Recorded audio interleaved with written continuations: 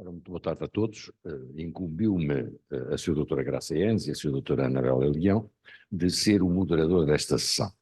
E eu tenho de começar por felicitar a Sra. Doutora Graça Enes e a Sra. Doutora Anabela Leão por esta iniciativa.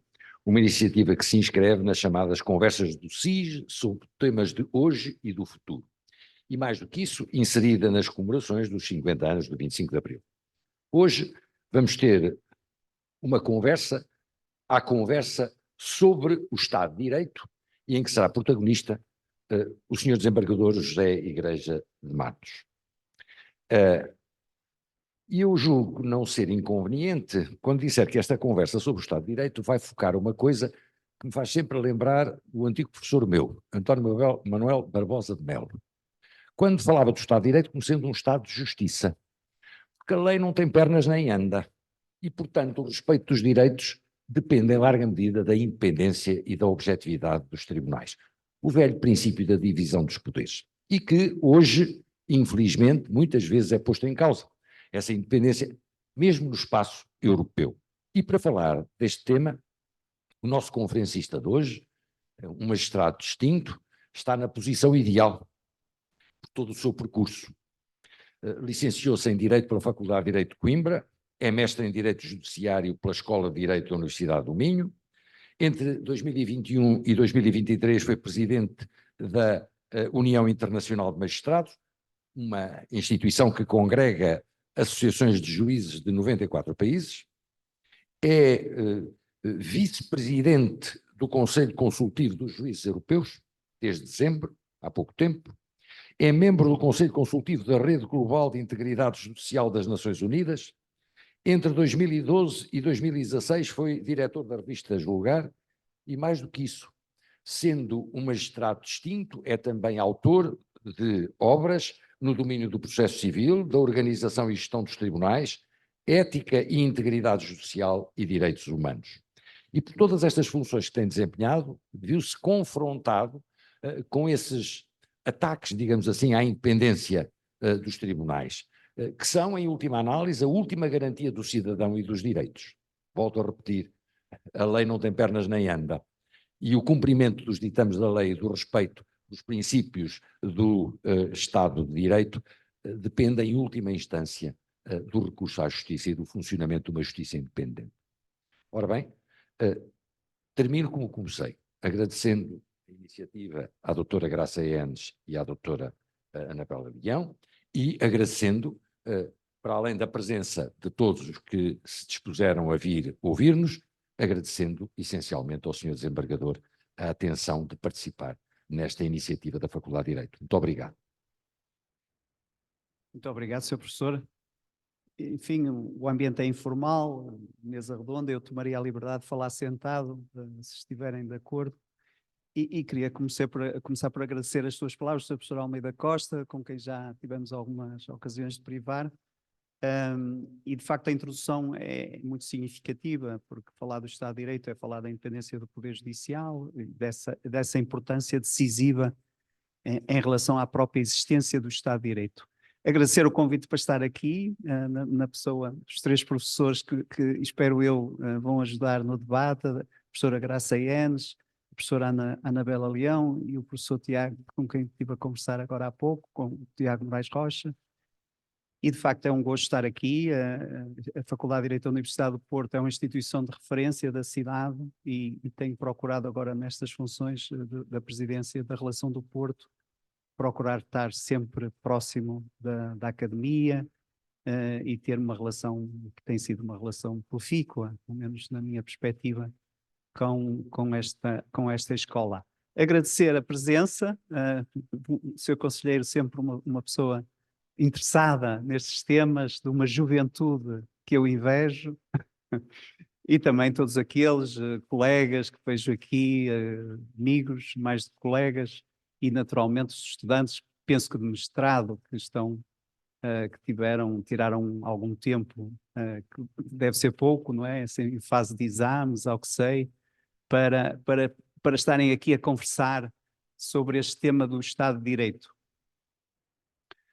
Bom, eu não trouxe nenhum apontamento escrito, e isto é uma garantia positiva. Não vos vou citar nenhuma lei, nem nenhum acórdão. Porque eu penso que falar do Estado de Direito, pelo menos no contexto atual que vive a Europa e que vive o mundo, eu penso que o fenómeno é um fenómeno global, faz sentido trazer um pouco esta discussão a um plano mais simples, que procure criar empatia e que procure mobilizar o cidadão comum.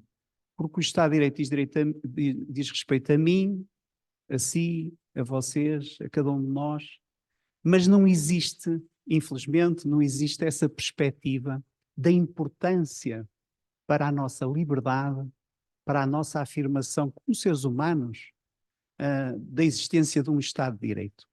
É mais fácil falar em direitos humanos. Quando nós falamos nos direitos humanos, as pessoas ficam mais atentas e prestam mais atenção e sentem-se mais envolvidas. Quando falamos de Estado de Direito, parece uma coisa mais para juristas, uma coisa muito técnica, que envolve um conjunto de princípios que às vezes podem parecer um pouco esotéricos. Eu quando tive funções na Associação Europeia de Juízes, que presidi naqueles anos de crise do Estado de Direito, que ainda se mantém, 2016, a partir de 2016, o caso polaco e húngaro que conhecem. Numa das vezes que estive no Parlamento Europeu a falar, juntamente com outros colegas, falou-se da questão do Estado de Direito e houve um parlamentar grego, de um daqueles partidos radicais, que disse que não percebia porque é que se estavam ali a discutir temas exóticos, exotic theme, que não dão de comer às pessoas. Isso não põe comida na mesa das pessoas. Nós temos é que resolver o problema, enfim, da pobreza, da saúde, enfim, esses temas mais concretos. Aqui há uns anos, na Polónia, participei num conjunto de iniciativas de um organismo internacional muito ligado aos direitos humanos. E estava numa mesa redonda e no final, a pessoa em causa, posso dizer o nome, Andrea Huber, é uma eminente jurista austríaca que na altura trabalhava como responsável dessa área, tinha-me confessado que tinha feito uma inflexão de percurso profissional. Imaginem uma pessoa que está ligada às perícias internacionais, participa de várias organizações internacionais, e ela disse-me mais ou menos isto: José, eu trabalhei 15 anos na área dos direitos humanos e 15 anos depois decidi mudar de vida e concorri a uma série de postos, de cargos, de trabalhos mais ligados ao Estado de Direito. Abandonei a área dos direitos humanos e passei-me a dedicar à área do Estado de Direito. Na altura ela dava assessoria a um conjunto de projetos de lei que havia no Parlamento Polaco para fazer, enfim, uma interpretação sobre as leis do judiciário que na altura estavam todas a ser modificadas. Eu perguntei-lhe, e porquê? E ela respondeu, e essa resposta ficou-me na memória, e ela respondeu-me o seguinte: porque eu cheguei à conclusão de que a afirmação dos direitos humanos é uma palavra vã, inócua, se nós antes, a montante, não conseguirmos consolidar um Estado de Direito. E eu percebi que mais do que estar a lutar casuisticamente por direitos humanos que em cada momento iam surgindo, nada me servia se não houvesse por trás uma estrutura, designadamente o Poder Judicial, enfim, a possibilidade de recorrer a uma advocacia que fosse interventiva e ativa e que tivesse possibilidade de ser ouvida, e isso implica que exista um Estado de Direito. Não faz sentido falar de direitos humanos se não falarmos de Estado de Direito. E eu nunca tinha pensado por esse prisma, de facto, porque se há, digamos que, a grande muleta do jurista hoje são os direitos humanos. Vocês, como estudantes, talvez tenham essa perspectiva histórica. O direito não é uma inevitabilidade. Não está escrito nas estrelas que o direito existirá para sempre. O direito sempre se apoiou em algo maior. que tradicionalmente, do ponto de vista histórico, podemos dizer que terá sido Deus, o direito divino, durante muito, a história ensina-nos isso, que o direito baseava-se essencialmente no serviço a Deus. Depois, de alguma forma, com a ideia do absolutismo, temos a ideia do príncipe, do Maquiavel, uma obra que marca essa fase histórica. Digamos que o direito estava ao serviço do príncipe.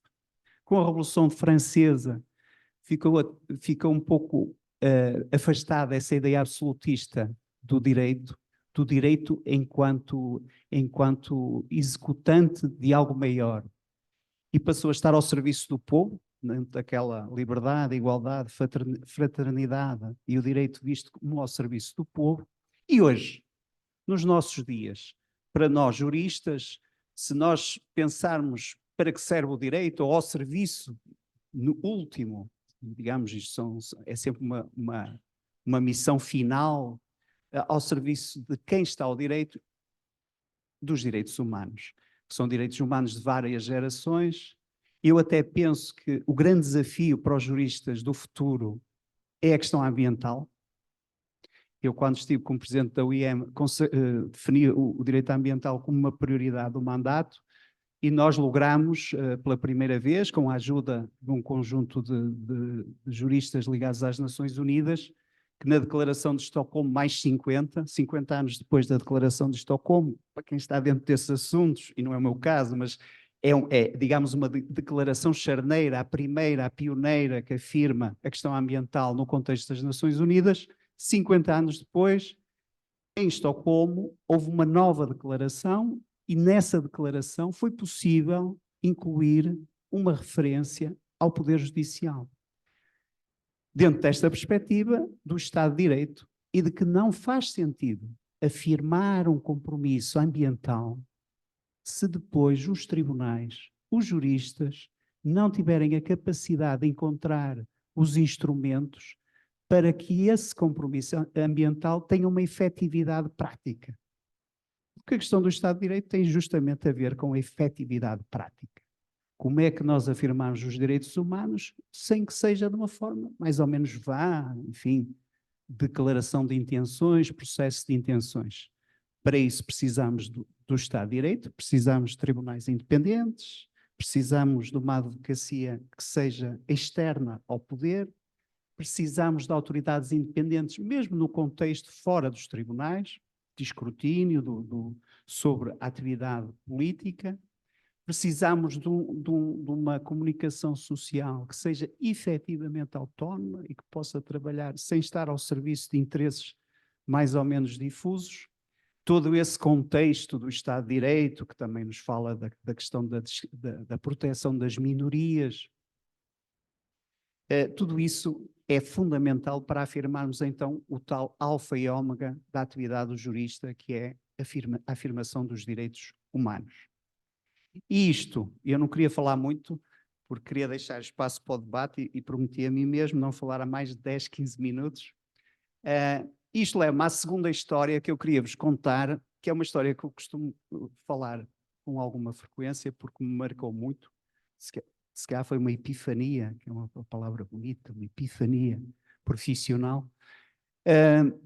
Bom, em 2020, 11 de janeiro, eu, com a ajuda de outros colegas, organizei uma espécie de concentração, até um bocadinho sindical, de juízes, que fomos todos até Varsóvia prestar solidariedade aos nossos colegas polacos.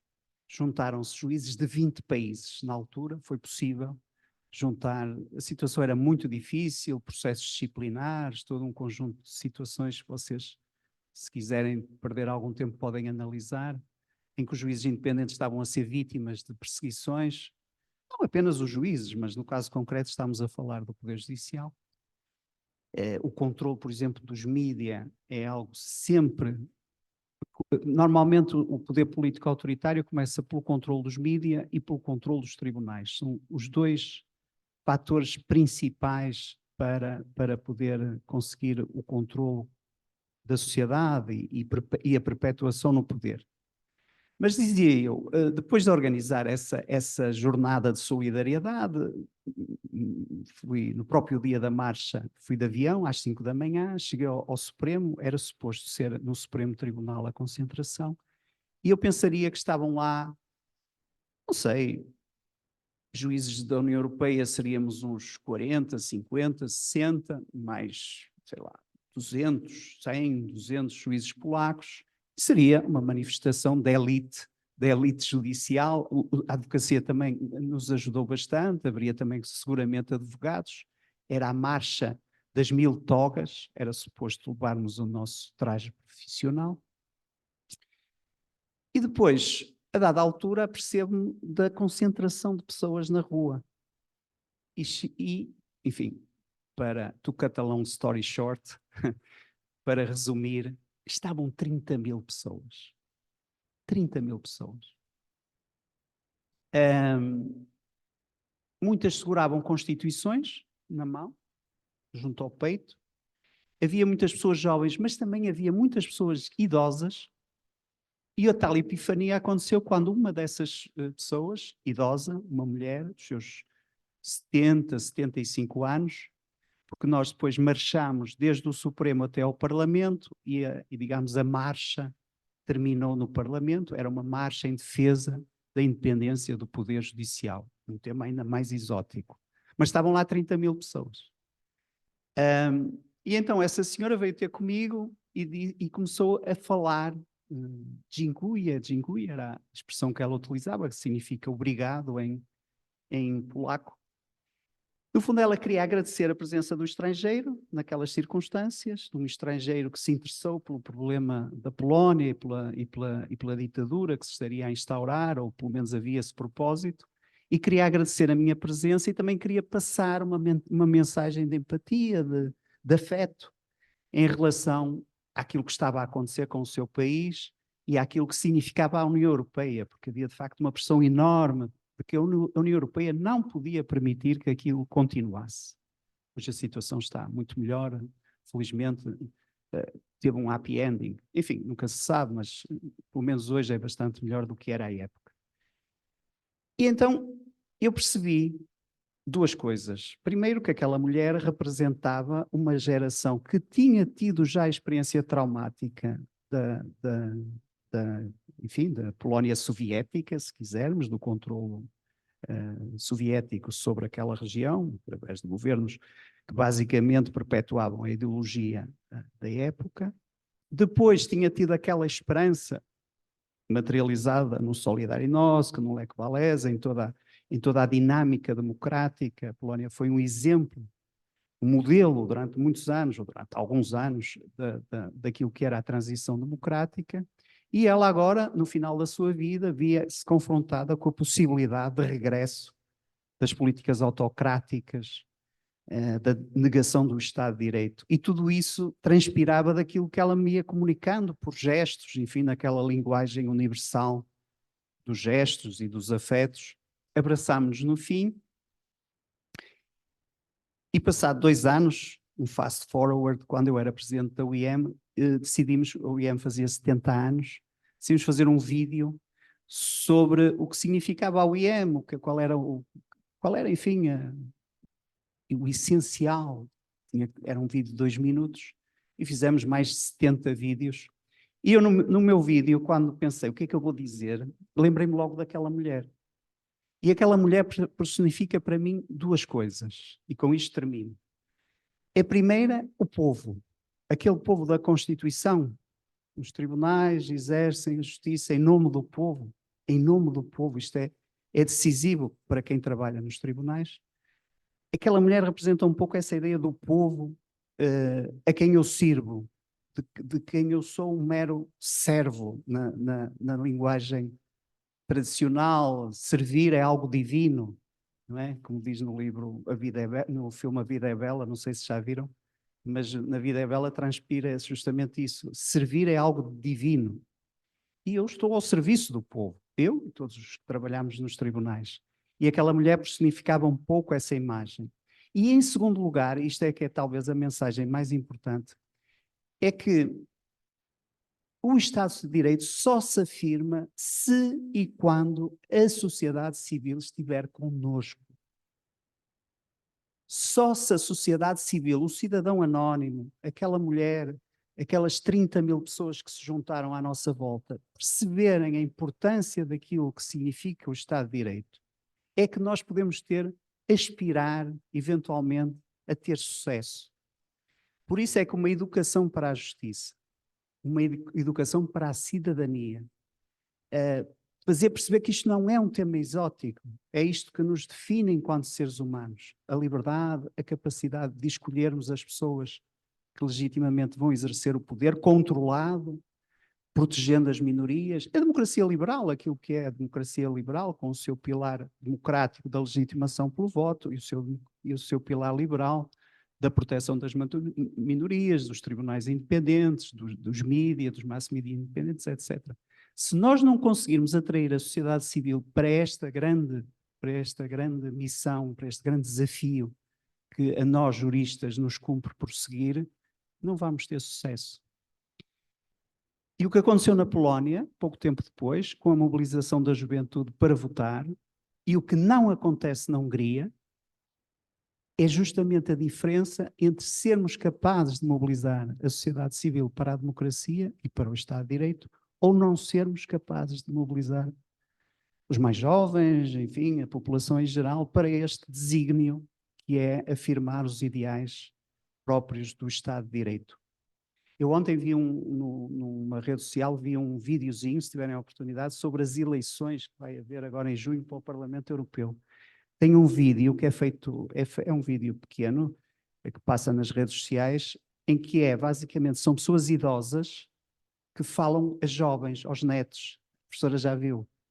E é um bocado, eu fiquei a pensar naquilo, porque de facto é isso um pouco a mensagem que eu quero passar. Uma das avós tinha sido vítima do nazismo, a outra tinha sido vítima na Checoslováquia da Revolução de Veludo, não é? Que fracassou e tinha estado envolvida nessa revolução. Todo um conjunto de pessoas idosas, com 70, 80 anos, a falar para os seus netos e a tentar-lhes explicar a importância que está sempre permanentemente em perigo de afirmarmos o Estado de Direito e a democracia. O Tocqueville dizia que a democracia é, na tradução inglesa, the great experiment, a grande experiência. É uma experiência. Isto tem duas leituras. Por um lado, nunca está consolidada, nunca está terminada, pode correr mal. Qualquer experiência pode correr mal. Portanto, a democracia não é algo definitivo. É uma construção permanente. É algo que nós temos que estar sempre com um método científico a apurar os materiais para que a experiência corra o melhor possível. E, em segundo lugar, é algo que não é estático, que mobiliza os cientistas, que somos nós todos, para essa construção dessa experiência. Porque quem faz experiências sabe bem, muitas vezes é preciso mudar alguns dos elementos para que a experiência funcione melhor. Portanto, é um processo em construção e é algo que não é definitivo e pelo qual temos que estar sempre atentos. E não há sítio melhor para estar atento que uma faculdade de Direito. Peço-vos desculpa, mas a vossa responsabilidade é muito maior porque vocês são juristas. Já falei mais de 10 minutos. Muito bem. Muito obrigado.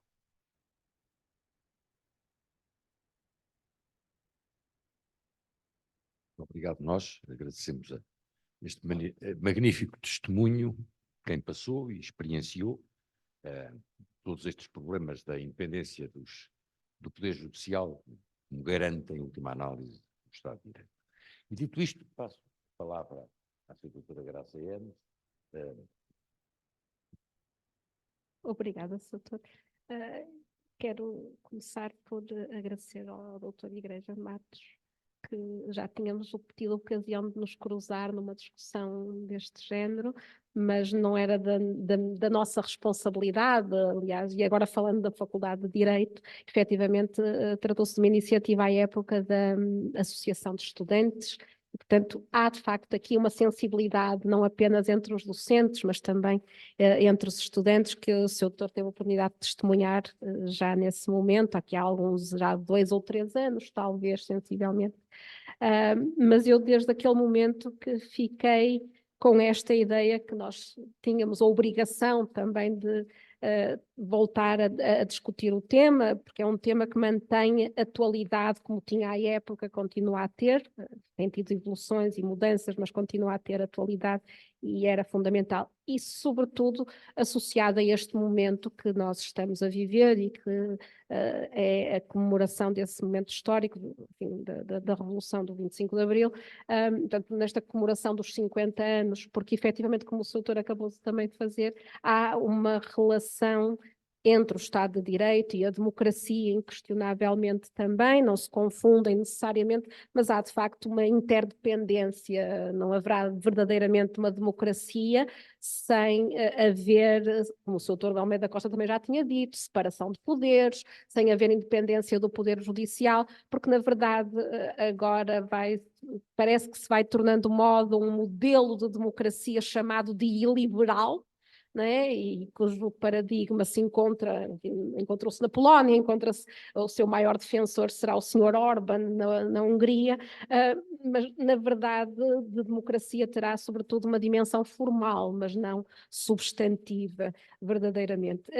Dito isto, e portanto com este primeiro agradecimento e depois agora um agradecimento também à doutora Anabela, que aliás assumiu o encargo da organização mais direta aqui do evento, ao doutor Almeida Costa, que aceitou este convite aqui está então a participar desta nossa discussão e ainda conversávamos aqui há pouco sobre até também aquilo que será dentro do direito uma dimensão muito relevante que tem a ver com o direito criminal, enfim, e de um ponto de vista até histórico também houve exemplos de situações em que o Estado de Direito era posto em xeque e havia depois até uma dimensão de criminalização especial, digamos assim, da opinião, desde logo, e portanto, há de facto, se o direito penal é a última ratio, não é, de intervenção, é também aquela onde é mais fundamental, porventura, que a independência judicial esteja assegurada. E por último, mas em primeiro, de alguma forma, permitam-me o Dr. Tiago Rocha, que efetivamente é alguém que nutre este tema com especial atenção e carinho, vou mesmo dizer, porque é o tema em que está a fazer a tese de doutoramento e, portanto, em relação a mim, claramente muito mais conhecedor do que eu em relação ao tema.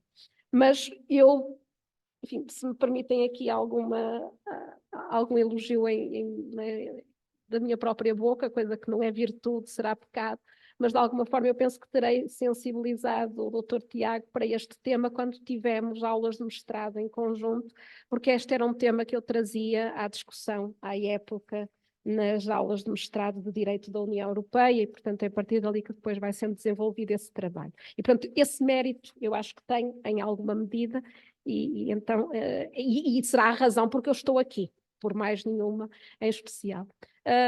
Enfim, a minha área é o direito da União Europeia e o Dr. Igreja Matos sabe que efetivamente este é um tema que foi colocado na agenda europeia há alguns anos e a União Europeia, através das suas várias instituições, tem tido um papel efetivamente relevante na afirmação do princípio do Estado de Direito e depois, em particular, nesta dimensão da independência judicial.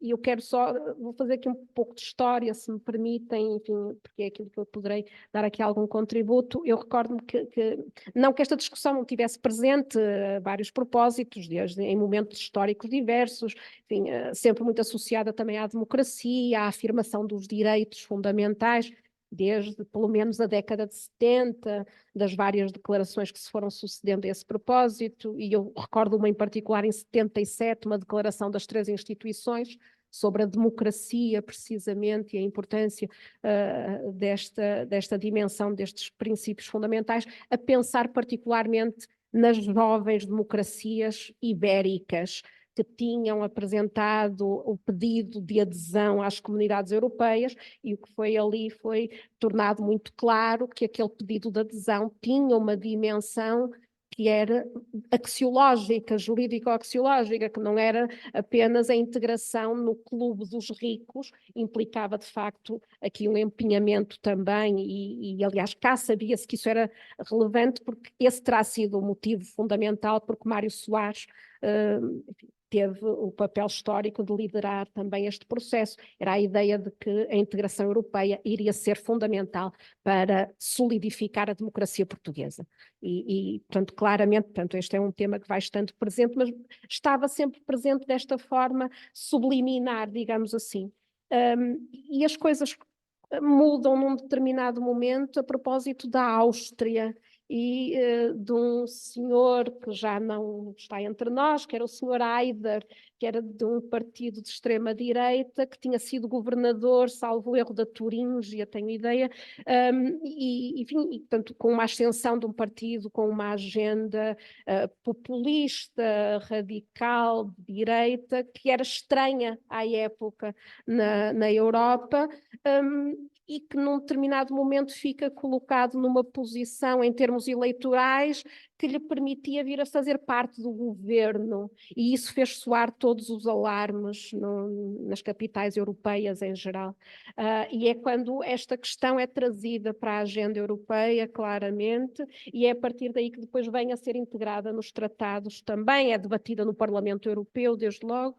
Enfim, a situação na altura, de alguma forma, acabou por se superar, digamos assim, e a questão na Áustria acabou, porque depois houve ali uma coligação governamental menos natural, porventura, mas que eliminou esta possibilidade. Bom, mas hoje na Áustria as coisas já são diferentes e, portanto, claramente também a par, e é isto que é curioso que eu gostava de colocar aqui, a par desta consciencialização e do trazer para o plano normativo positivo, depois com a consagração no tratado, como vemos hoje no artigo 2º, entre os valores da União Europeia, com o mecanismo do artigo 7º, que aliás foi introduzido até antes no Tratado de Amsterdão para a tutela do Estado de Direito também, e hoje que lá continua, depois com a ação também do Tribunal de Justiça, através da jurisprudência, seja pela via do reenvio dos tribunais nacionais, seja em ações por incumprimento contra a Polónia,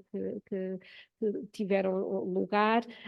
Portanto, a par desta positivação, digamos assim, deste valor princípio, sem querer entrar nesse debate, deixarei mais para os meus colegas, a verdade é que isto não foi capaz de impedir que aquilo que é uma evolução da realidade de sinal inverso, diferente pelo menos, tenha vindo a fazer o seu caminho, e nós hoje estamos a discutir precisamente no quadro do próximo ciclo eleitoral para o Parlamento Europeu aquilo que se percebe que irá ser a consolidação de uma tendência mais autoritária, enfim, aí como temos uma recente, não sei se é bem sondagem, mas enfim, uma recente recolha de opinião que revelava, por exemplo, que os jovens portugueses, quase metade, na verdade, não se importariam de viver sob um poder mais autoritário, enfim, e, portanto, não valorizavam a democracia, e isto vai a par, como estava dito, o poder autoritário. Uma das medidas que toma, além de condicionar o pluralismo da comunicação social, é também procurar controlar o poder judicial. E, portanto, enfim, é algo paradoxal de alguma forma, e é aí sim, como disse, o papel também das faculdades, e por isso nós estamos aqui a ter este debate, é também nesse quadro de contribuir para esta discussão, e, enfim, e daqui que possa sair, não a luz necessariamente, mas enfim, pelo menos que possamos discutir algumas das vias que já existem e como poderão ser melhoradas e onde estão as insuficiências, e o que todos nós poderemos fazer, e os nossos estudantes e futuros juristas, e já juristas, porque já licenciados, podem fazer esse propósito. No quadro da União Europeia, só para finalizar um ponto, portanto, o que nós temos é uma consagração normativa nos tratados, temos mecanismos vários, temos aliás até um mecanismo de tutela do Estado de Direito que passa por relatórios anuais feitos pela Comissão e que passa também pelo Poder Judicial da União Europeia, pelo Tribunal de Justiça. E eu também queria salientar precisamente este papel que o Tribunal de Justiça teve num registro que não é o mesmo que o do controle que pode ser feito no Conselho através do artigo 7º, cuja efetividade pode não ter sido plena, digamos assim, mas ainda assim foi conclusiva, porque tivemos decisões que declararam situações de violação do Estado de Direito, da independência judicial. E em relação ao mecanismo de controlo através do Conselho, entre a Comissão, Conselho e Parlamento Europeu do artigo 7º, não tivemos. Porque o processo foi iniciado, foi disputado em relação à Polónia e também mais recentemente em relação à Hungria, mas simplesmente está, enfim, entre as questões políticas e aquilo que é a necessidade de equilíbrios políticos, etc., e não se chegou até hoje a qualquer tipo de declaração, sequer do risco de violação, nem é da violação efetiva, do risco de violação sequer. E, portanto, há aqui, de facto, uma maior efetividade do Poder Judicial, podemos dizer assim também. Ainda que depois, do ponto de vista da concretização das medidas que poderiam efetivar esse respeito e, portanto, eliminando decisivamente aquilo que eram medidas contrárias ao Estado de Direito, enfim, o sucesso foi mais limitado. Mas foi depois o sucesso que envolveu, de facto, a população e que envolveu a dimensão também de participação eleitoral e, mais uma vez, voltamos a ter a prova de que essas duas dimensões estão ligadas. E, por último, só queria salientar, depois, se calhar também o Tiago poderá desenvolver isto melhor e com mais propriedade, o facto de termos uma outra dimensão que se desenvolveu desde 2022 na União Europeia, que foi um bocadinho uma lógica utilitarista financeira, que foi condicionar a disponibilização de fundos europeus ao respeito da independência judicial, precisamente na medida em que isso será fundamental para assegurar a boa aplicação das regras respeitantes aos fundos. Portanto, nesta lógica, digamos assim, e que terá tido também alguma importância e terá tido algum efeito, enfim, dentro daquilo que é um quadro sempre de algum relativismo também, da necessidade de ter pensar em outros equilíbrios políticos. Eu recordo-me em relação à Polónia, quando foi a questão da Ucrânia, o modo como a Polónia acolheu toda aquela massa de pessoas, os refugiados, e portanto revelou que havia ali, da parte da população e também institucionalmente, uma perspectiva humanista também, não é? Naquela situação que era grave, o que não desculpa o resto, mas revelava que havia ali uma realidade que não era aquela realidade só negra que podia pensar-se que era efetivamente. E para já será o que eu tenho a dizer, agora não sei.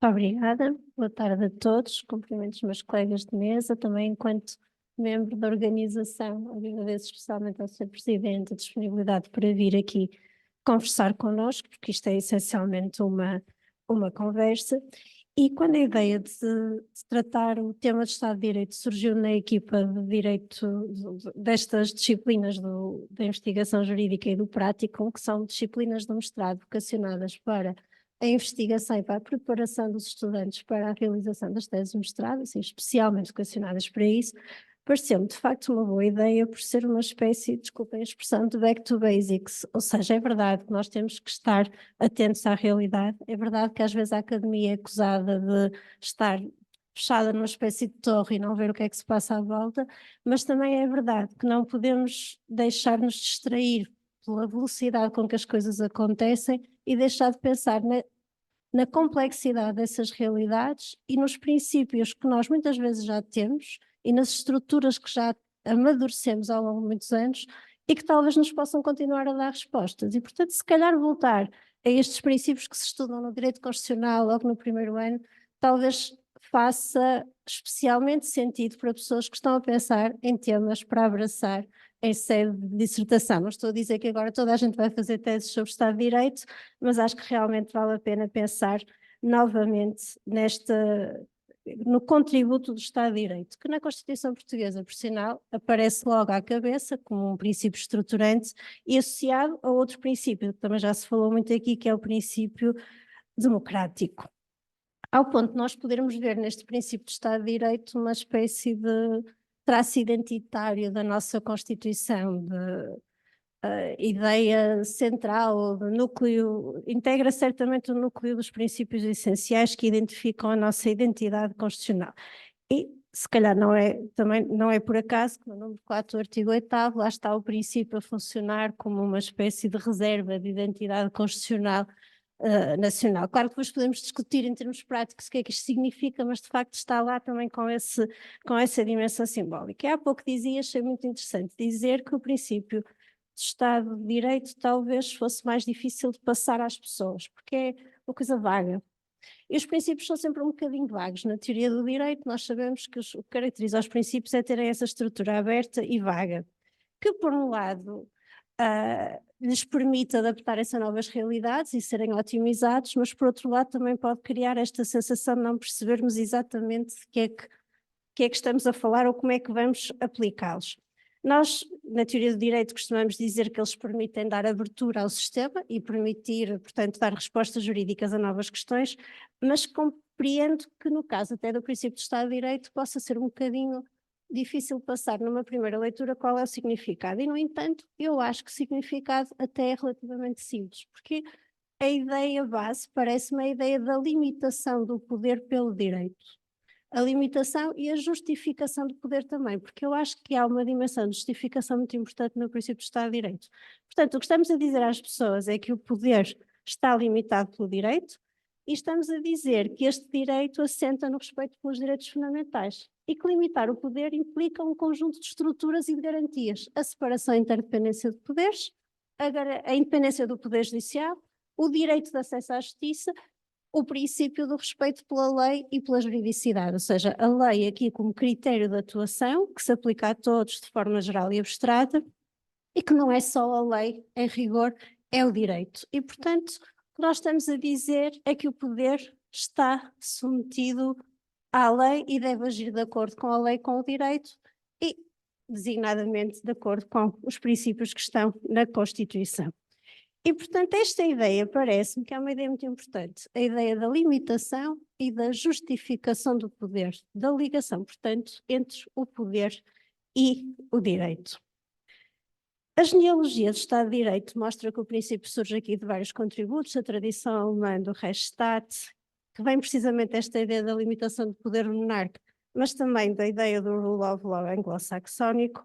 Eu não vou amassar-vos com isto, mas queria só salientar que foi sempre um princípio muito caro ao desenvolvimento do constitucionalismo, ou seja, esta ideia da limitação do poder pelo direito e da limitação da administração pela lei e do poder em geral pela Constituição. E, portanto, ele surge associado ao desenvolvimento do próprio Estado constitucional.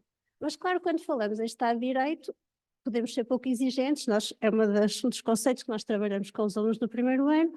Ora bem, direito, o que é o direito? Se nós dizemos que o Estado de Direito é um Estado limitado pelo direito, se o Estado tiver normas que sejam qualificadas por uma autoridade que as pode qualificar como tal, como normas, então o Estado tem direito. E isto não nos diz muito acerca de que tipo de Estado e de que tipo de limitação é que aquele poder tem efetivamente de respeitar. Ou seja, a questão do Estado de Direito também é uma questão acerca do que é o direito e que tipo de limitação é esta que nós vamos exigir e à qual vamos submeter o poder. E, portanto, hoje em dia, quando nós pensamos no princípio de Estado de Direito, nós temos uma dimensão material subjacente e é essa de que já falávamos há pouco, a ideia de que o Estado de Direito está ao serviço das pessoas, da dignidade da pessoa humana, dos direitos fundamentais, da limitação de poder E para que tudo isto possa funcionar, tem de haver mecanismos de garantia, tem que haver mecanismos que permitam que efetivamente estes princípios sejam respeitados. E é assim que o princípio está também configurado na Constituição Portuguesa, no artigo 2º, mas também em vários outros artigos da Constituição. Portanto, sem querer maçar-vos muito com isto, o Estado de Direito assenta no respeito pelo direito, mas este direito é um direito que assenta no respeito pelos direitos fundamentais e é também um direito que tem de ter determinadas características que permitam às pessoas efetivamente verem no direito um mecanismo de limitação de poder. Eu, quando estava a pensar como é que poderia efetivamente discutir este tema, lembrei-me de um autor, Lon Fuller, um autor da filosofia política, que olha para o direito muito nesta perspectiva. O que é que o direito tem que ter para que as pessoas vejam no direito ou pautem a sua atuação pelos critérios do direito? E ele diz que o direito tem que ser claro, tem que ser público para poder ser conhecido, tem que ser compreensível, não pode ser contraditório, não deve evitar entrar em contradição, porque senão as pessoas também não saberão exatamente como é que pautar o seu comportamento e deve ser aplicado de forma congruente. E não pode, diz ele, abusar da retroatividade. Se algum destes pecadilhos for cometido, então estamos no bom caminho para que o direito não falhe, não cumpra a sua finalidade. Este direito, por outro lado, parece-me, é também um direito que tem que ser capaz de se justificar. E isto é muito visível, parece-me, no caso dos direitos fundamentais. Porque se num Estado assente no respeito pelos direitos fundamentais, a regra são os direitos. E, portanto, qualquer intervenção do Estado que afete esses direitos tem que ser justificada. E, portanto, alguns autores falam com, parece-me, interesse numa expressão que é a ideia de que vivemos numa cultura de justificação. O Estado deve justificar as suas ações, designadamente quando essas ações implicam afetar direitos fundamentais. E isto implica que as pessoas tenham efetivamente, ou que quando estamos a falar da proteção dos direitos fundamentais, não estejamos apenas a falar de catálogos de direitos, e temos muitos, e é bom que tenhamos muitos, mas é preciso também termos mecanismos que permitam efetivar esses direitos. Temos que ter um conjunto de instrumentos que permita garantir esses direitos, porque senão ficamos muito descansados, porque temos muitos catálogos e temos muitas proclamações de direitos, mas depois na prática não sabemos exatamente como e se é que podemos efetivamente fazê-los valer. E esta ideia da cultura da justificação parece muito importante até para percebermos para que é que serve o princípio de Estado de Direito. Porque limitar o poder significa que o poder tem que se justificar. E justificar-se implica, por exemplo, que estas restrições, estas afetações das liberdades sejam devidamente justificadas. E aí parece-me que certos princípios que nós às vezes tendemos a ver como princípios muito formais, como por exemplo, os meus alunos vão reconhecer, porque de facto para mim a ideia de direito tem muito a ver com isto, como o princípio da proporcionalidade, são fundamentais, porque permitem uma justificação da atuação pública, designadamente da atuação que interfere nos direitos. E porquê? Porque, no fundo, esta ideia da proporção, da menor afetação possível, para mim está muito ligada também à ideia do que é o direito, o que é a justiça, que falava o professor Almeida Costa há pouco. O princípio de Estado de Direito já não é bem um princípio de Estado, ou seja, já se globalizou. Hoje em dia nós já não temos só esta ideia de Estado de Direito ligada ao Estado.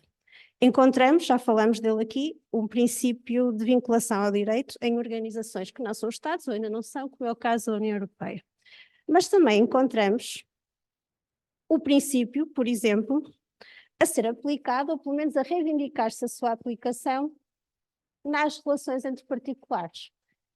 E porquê que eu me lembrei deste exemplo? Porque para mim a ideia de Estado de Direito está muito ligada à limitação do poder. E nós pensamos muitas vezes no poder como um poder do Estado, mas há, e sabemos que há, muitos poderes que não são públicos, são privados, e temos grandes atores privados que são entidades poderosas. Isto não é estranho à doutrina dos direitos fundamentais, porque há muitas décadas para cá se pensa na questão da vinculação dos particulares especialmente poderosos aos direitos fundamentais, ou seja, aos direitos que foram pensados para limitar o poder político e o poder tipicamente do Estado, surgem agora, por exemplo, a limitar as atuações das entidades privadas. E é por isso, por exemplo, que no âmbito agora da regulação das novas tecnologias e da inteligência artificial, muitos autores têm proposto o alargamento deste princípio de Estado de Direito, por exemplo, às grandes operadoras, às grandes plataformas de inteligência artificial, e obrigando-as a respeitar garantias de due process, ou seja, a respeitar os direitos fundamentais,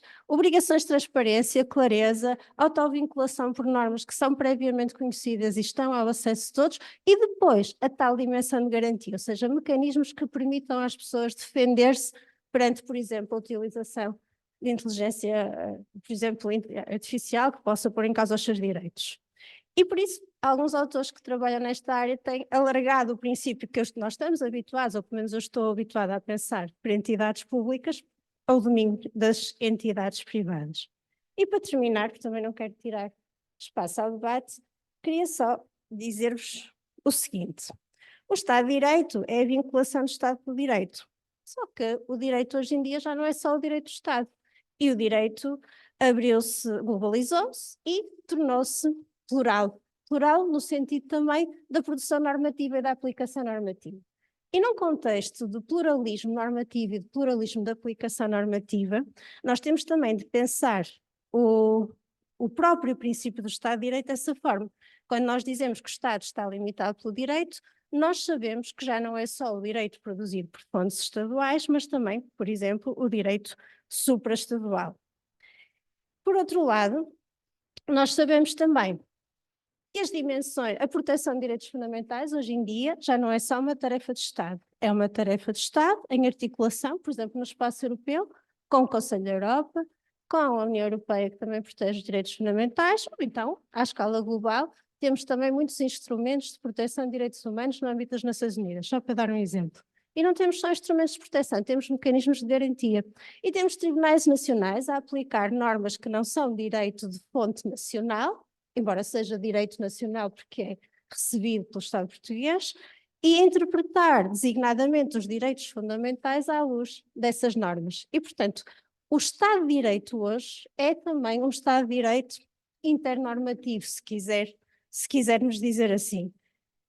E é também esta nova realidade, que não é assim tão nova, mas que acho que temos que ter sempre presente, afeta também dimensões como, por exemplo, a dimensão da separação e interdependência de poderes. Quando nós falamos na separação e interdependência de poderes, muitas vezes estamos habituados a pensar no contexto do Estado ou no contexto da União, entre os diversos órgãos, numa lógica horizontal. Mas nós hoje temos dimensões de repartição de poderes e de controle de poderes entre diferentes níveis, ou seja, por exemplo, instâncias internacionais a controlar instâncias internas e, portanto, temos aqui níveis de poder diferentes que também se controlam reciprocamente. E, portanto, temos se calhar que olhar para os princípios que já temos à luz destas novas realidades. E termino só com uma ideia, que é esta. Da mesma forma que o princípio do Estado de Direito se globalizou, no bom sentido, no sentido em que passou a fazer sentido e a ser garantido, e já se falou disso aqui, não apenas, por exemplo, os tribunais nacionais, mas também pelo Tribunal de Justiça ou pelo Tribunal Europeu dos Direitos Humanos, pode surgir aqui um problema que nós temos sempre que aplicamos o direito nestes contextos multinível, que é a tensão entre queremos afirmar um princípio que é um princípio global e depois podermos ter leituras diferentes acerca do que é que esse princípio significa, por exemplo, em diferentes contextos nacionais. Já temos alguns exemplos que foram aqui referidos. Quem trabalha na área dos direitos fundamentais sabe que muitas das discussões acerca de direitos fundamentais também são essas. Estamos todos de acordo quanto a um determinado direito e depois não estamos de acordo quanto às restrições que podemos ou não aplicar a esse direito. A realidade da jurisprudência do Tribunal Europeu dos Direitos Humanos ilustra perfeitamente esta realidade. E isto leva-me ao princípio e assim termino. Sendo um princípio, o princípio de Estado de Direito admite sempre alguma determinação, alguma concretização diferenciada. Admite que sim. Lembrei-me, por exemplo, da separação de poderes, é um princípio em relação ao qual estamos todos de acordo e podemos ter sistemas de governo completamente diferentes, parlamentares, presidenciais, semipresidenciais, e a ideia principal está lá. Mas há sempre um limite, ou seja, nunca poderá ser subvertido, acho eu, o seu conteúdo garantístico essencial. Essa ideia primordial da limitação do poder ao serviço do respeito pelos direitos das pessoas. Muito obrigada. E passava então a palavra.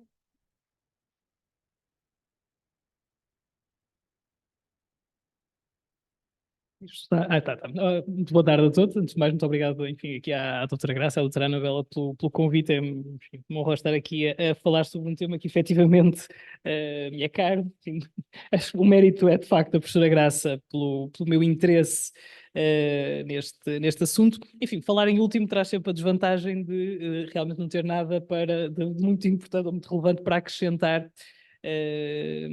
Enfim, fiz aqui alguma batota, porque não tendo preparado nada especificamente para esta conversa, fui, enfim, buscar algumas coisas que já tinha preparado para outras ocasiões. Enfim, este tema, e aqui eu, enfim, proponho-me a abordar mais a perspectiva do Estado de Direito para a União Europeia, portanto, no contexto da União Europeia. Claro que, ao fazê-lo, é inevitável que se aborde o Estado de Direito, quer, enfim, o seu significado a nível nacional e depois numa outra perspectiva, acima do nível supranacional, no nível internacional, onde também se tenta hoje internacionalizar o rule of law, e até de uma forma que, diferentemente daquilo que acontece na União Europeia, de uma forma em que o torna, que o retira excessivamente do seu âmbito natural, do seu normal significado, nestes significados, nestes subprincípios que nós podemos extrair do princípio do Estado de Direito e que estamos aqui a referir. Enfim, no âmbito do peacemaking, uma série de outros conceitos das Nações Unidas, no desenvolvimento sustentável, onde hoje também se introduz esta ideia, que no fundo é uma ideia do rule of law, do Estado de Direito.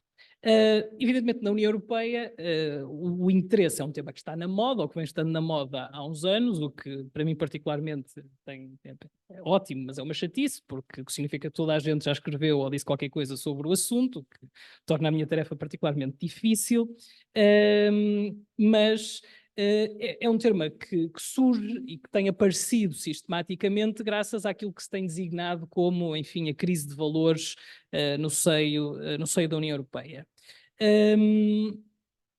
Esta ideia de que o Estado de Direito na União está em crise e até pode estar a retroceder, tem posto o tema no centro do debate europeu e no centro do debate político. Enfim, eu recordo que na comissão anterior surgiram uns conceitos novos, até uma comissão, uma comissária para o estilo de vida europeu, enfim, depois transmutado com uma designação mais suave para o modo de vida europeu, justamente para a promoção e a defesa dos valores da União Europeia, incluindo o Estado de Direito. Efetivamente, enfim, muito longe vão os tempos em que o caso Haider era a grande preocupação. Enfim, hoje, comparado com outras situações, é um caso menor, sem grande significado. Mas essa crise que hoje se vive na União Europeia tem vários fatores contributivos, sendo o principal deles, com toda a certeza, uma ameaça interna, que eu digo que será uma ameaça vertical ascendente, proveniente de alguns Estados-membros, não só a Hungria, enfim, agora a Polónia vamos melhor, mas há outras experiências mais localizadas. Enfim, ainda há pouco tempo tivemos esse debate a propósito de Espanha com, enfim, uma determinada proposta que colocava em causa certos pressupostos do Estado de Direito.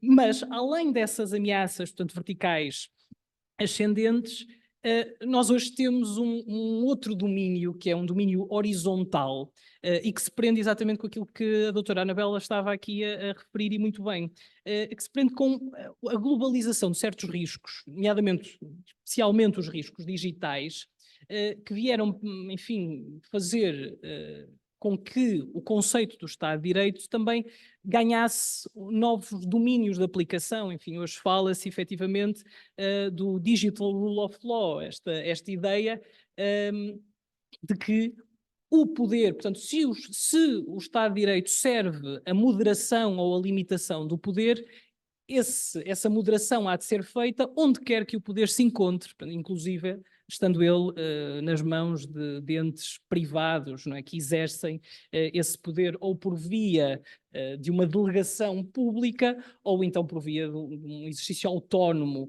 intencional ou não desses poderes, o que é particularmente evidente no caso do digital, enfim, dos gigantes digitais. No caso dos Estados-membros da União Europeia, o que caracteriza estas derivas recentes é a sua aparente inamovibilidade, ou, portanto, a ausência de uma evolução efetiva, enfim, principalmente aqui no caso da Hungria, face aos mecanismos de dissuasão e de sancionamento previstos na ordem jurídica da União.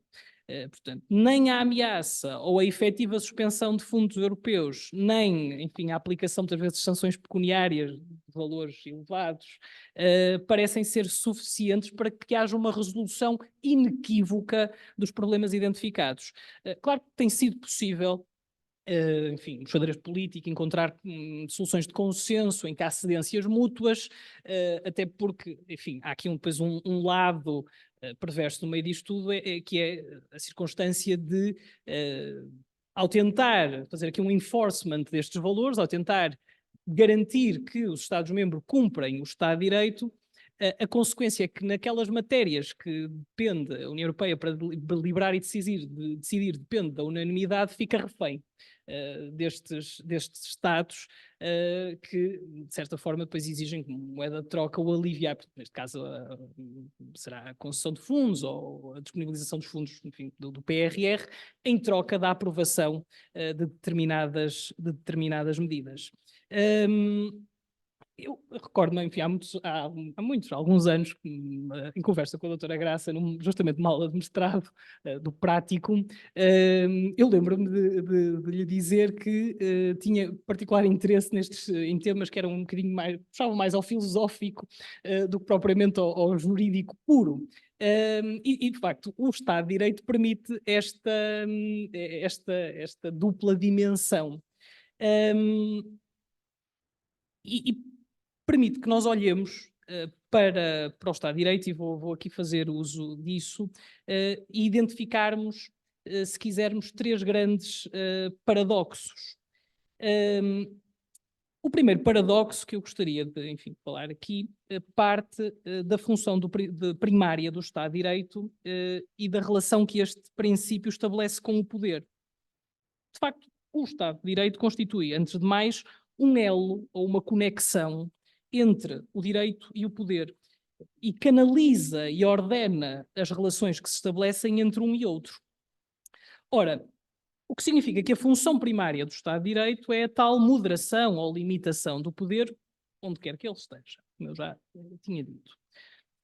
Numa sociedade democrática que é regida pelo Estado de Direito, são os próprios titulares do poder, numa palavra, é a própria comunidade juridicamente organizada, que edita o direito e que se vincula ao compromisso de o respeitar. O que significa que o compromisso em torno do Estado de Direito é sempre precário, na medida em que depende de um pacto que necessita de se renovar continuadamente e que passa de geração em geração como se fosse uma espécie de fórmula mágica. Ou seja, o rule of law nunca é garantido a priori. Portanto, ele necessita de uma reafirmação constante em todas as circunstâncias para que possa sobreviver e permitir que a democracia ela própria permaneça firme. E este paradoxo reside justamente na circunstância da relação entre Estado de Direito e poder ser simultaneamente a força e a fraqueza do Estado de Direito. A força do direito é o domínio que ele exerce sobre o poder. A fraqueza decorre do facto de o direito ser apenas um instrumento que nas mãos do poder pode ser utilizado para o bem ou para o mal e que em última circunstância pode ser sempre violado. Ora, a base de qualquer discussão sobre o Estado de Direito tem de partir da delimitação do seu conteúdo.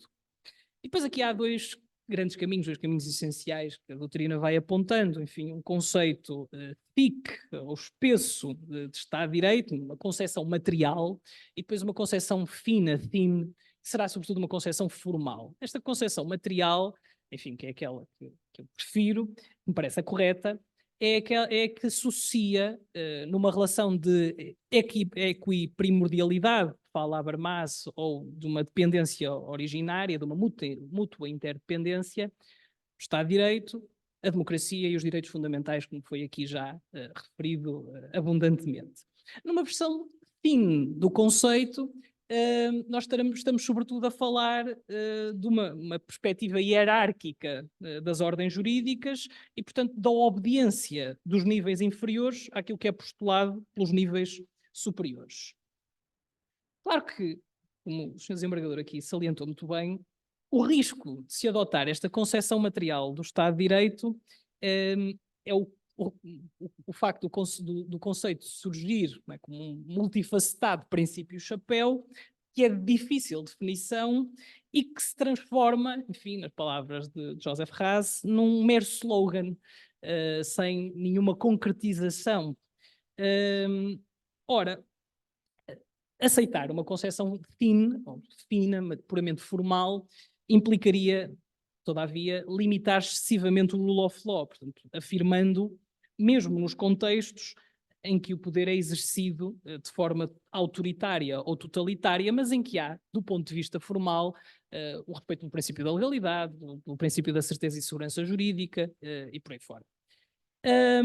Depois, o segundo paradoxo, e muito rapidamente, explica-nos que, quando ele é respeitado, o Estado de Direito passa despercebido. Porém, quando em processo de declínio, ele torna-se por demais evidente, e é por isso que nós temos falado tanto dele. E mais, o retrocesso do Estado de Direito espalha-se, espraia-se, sem quaisquer fronteiras, pela totalidade dos sistemas jurídicos. E depois, se associado ao poder sem restrição, também se estende ao próprio sistema político e económico. E, portanto, os problemas associados ao Estado de Direito afetam de forma transversal uma série de áreas. E é por isso também que a estratégia, muitas vezes, de ignorar as violações sistemáticas ao Estado de Direito não funciona. Na medida em que as deficiências que se possam fazer sentir num determinado, no caso da União Europeia, num determinado Estado-membro, depois vão reverberar para a totalidade da ordem jurídica, afetando cada vez mais domínios, muitos deles imprevisíveis, por exemplo, no domínio da concorrência, cujas regras se baseiam na desconcentração do poder que o Estado de Direito visa assegurar.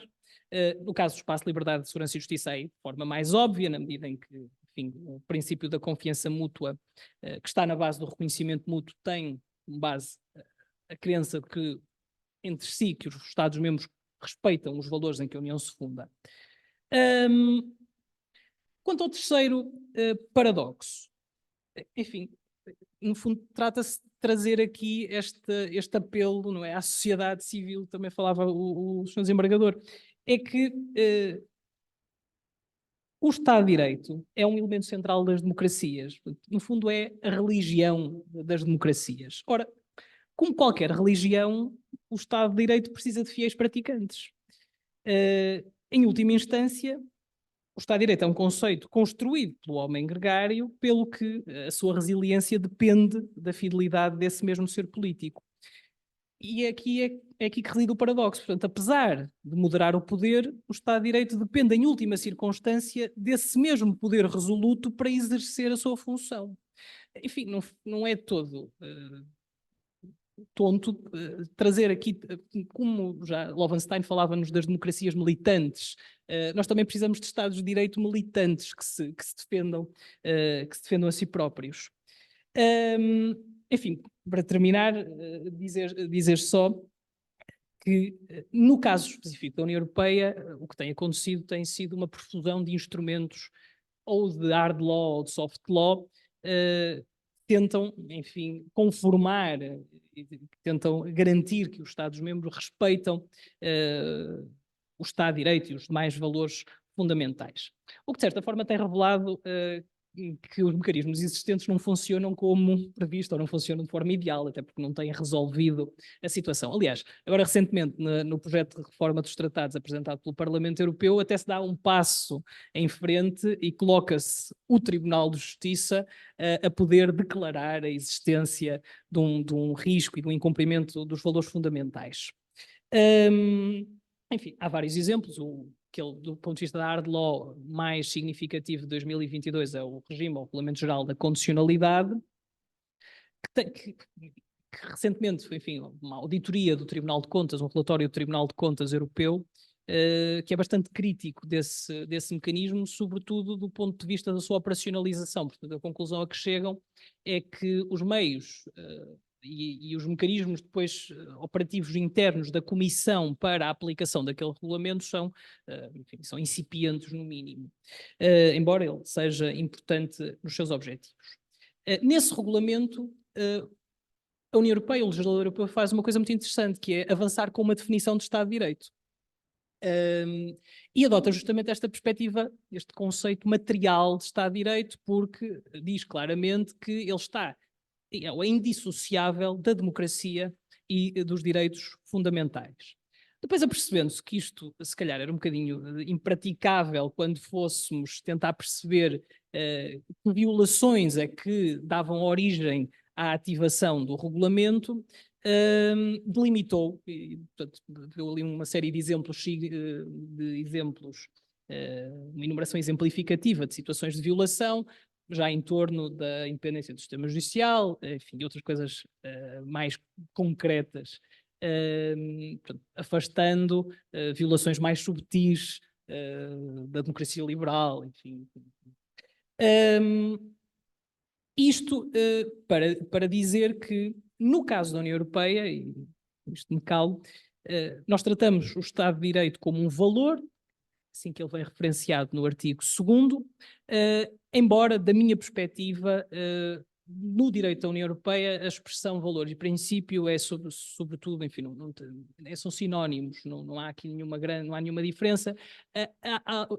O Estado de Direito já foi tratado nos tratados como um princípio, houve uma alteração que se prendeu mais com a tentativa de diferenciar aquilo que seriam princípios axiológicos daquilo que seriam outros princípios inerentes às relações entre a ordem jurídica da União e as ordens jurídicas nacionais, o princípio da cooperação leal e por aí fora.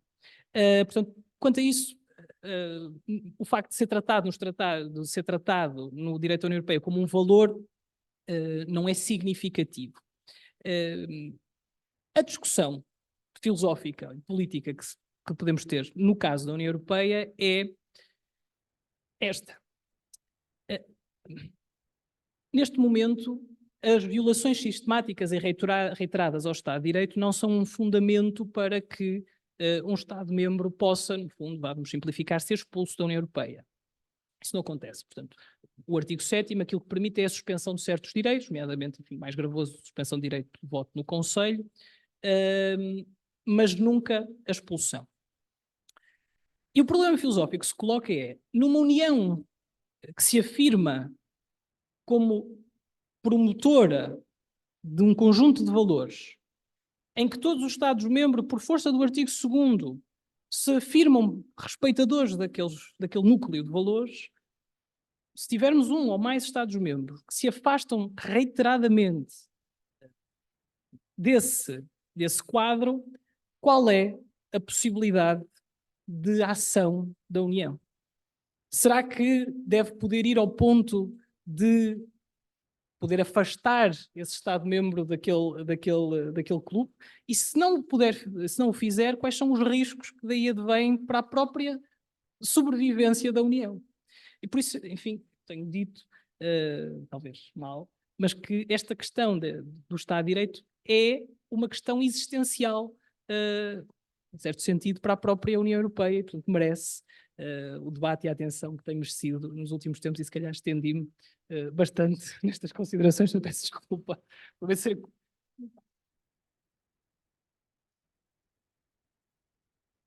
Muito obrigado por estas intervenções e, respeitando o espírito desta organização, eu agora passava a palavra ao público perguntar se alguém quer intervir, alguém quer, enfim, abordar algum ponto ou algum destes pontos que foram focados.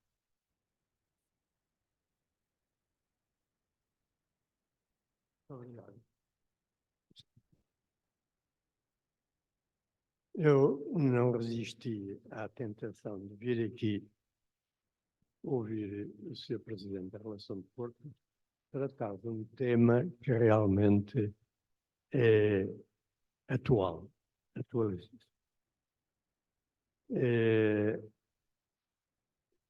Na verdade, Estado de Direito e democracia são dois conceitos que não se podem escindir. Um depende do outro.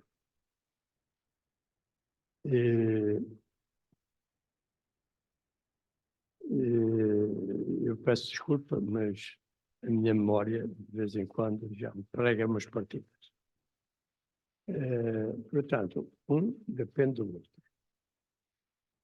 E se reduzirmos o conceito à expressão mais simples, à divisão dos poderes,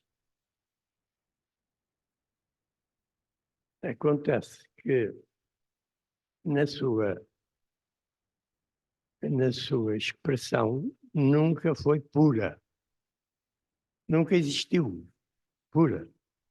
E nunca existiu porque o Presidente da República intervém nos efeitos da ação judicial através dos perdões e acontecem com frequência praticamente em todos os natais, e também a Assembleia da República intervém nos efeitos da ação judicial com, enfim, aquelas intervenções nas decisões, como aconteceu ultimamente na vinda do Papa, foram realmente amnistiados muitos crimes. Portanto, há essa intervenção. Ora bem, tem-se verificado uma tendência irresistível a uma intervenção mais profunda. Mesmo em culturas como as nossas. E como? Não tem acontecido na Polónia, efetivamente, não tem acontecido na Hungria. Há tendência para o Ministério da Justiça intervir diretamente. Ora bem, isso mais me parece uma defesa da atividade política, dos políticos. Podem evitar problemas como os atuais que é em Portugal, em que o Ministério Público vem incomodar muita gente. Ora, se o Ministro da Justiça o mandasse, esse período já não corria. Bem, isto é discutível, claro, mas é o que me parece, o que me traduz, o que me constitui numa certa inquietação, não pessoalmente, na minha idade já não é nada me inquieta, mas inquieta-me por aquelas pessoas que ficam cá, estão cá. E acontece que eu não gosto da via atual. As coisas, tal como estão a acontecer, nesta fase extraordinária, uma fase de mudanças completas,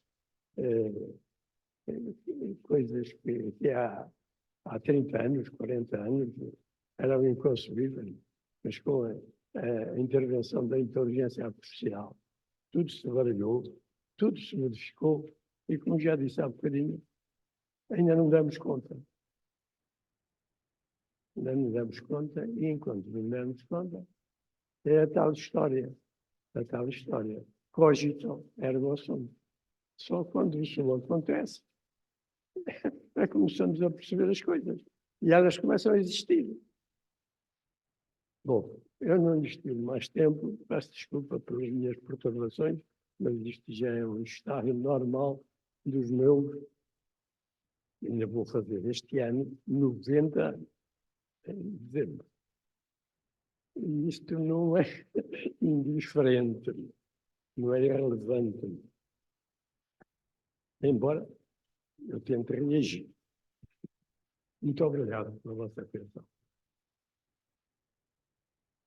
Não sei se mais alguém quer usar a palavra.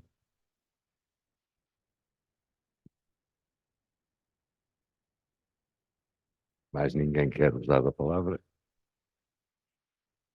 Bem, respeitando a função que me foi atribuída, eu termino como comecei, ou em parte comecei, agradecendo.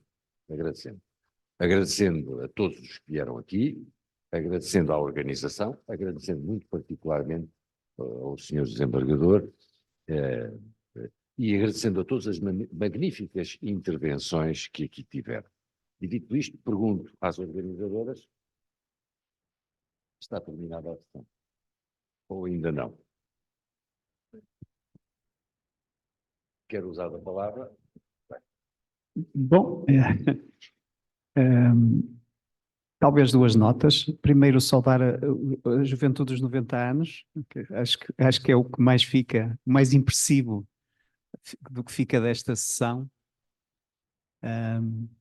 E depois partilhar um pouco as suas angústias. Eu acho que o problema do Estado de Direito, da democracia, não se pode cindir uma da outra, é esta dificuldade perante o adversário. Porque o adversário está mobilizado. Tem uma agenda, tem uma simplificação do discurso, tem uma estratégia. A democracia e o Estado de Direito vive muito da complexidade, da problemática, da dúvida, a tal ideia de experiência. Tudo é uma experiência. E isso dá-nos uma, digamos que, uma desvantagem muito forte. Eu não estou otimista em relação ao futuro, devo dizer. Eu penso que estas eleições europeias vão agravar o fenómeno do populismo na Europa. Mas, enfim, é por isso que eu acho que algum proselitismo da nossa parte seria interessante. E o reforço que, em boa hora, decidiram fazer aqui na Faculdade de Direito, ao retornar back to the basics, como muito bem disse, acho que é de facto o caminho. Porque nós somos frágeis. Toda a democracia é frágil e a própria argumentação, por complexa, porque tudo isto é complexo e nós acolhemos a complexidade. Nós gostamos da complexidade, nós trabalhamos com ela. É assim que nos afirmamos em democracia, em debate plural. Mas as redes sociais são bipolares, têm tendência a um discurso unívoco, ou és por nós ou és contra nós, cria-se uma bolha. A questão da inteligência artificial, muito bem focada, que tendem a condicionar o pensamento, e é isto. É um desafio, sobretudo para aquele lado ali da plateia, que vivemos tempos muito estimulantes, muito interessantes. Mas há um velho provérbio chinês que diz: Deus nos livre dos tempos interessantes. Mas é isto que temos. E passa muito por todos nós que estamos aqui nesta sala contrariar essa fragilidade genética de quem luta pelo Estado de Direito. E agradecer sempre o estar aqui e o poder estar convosco. Muito obrigado. Ora, não sei se mais alguém quer intervir.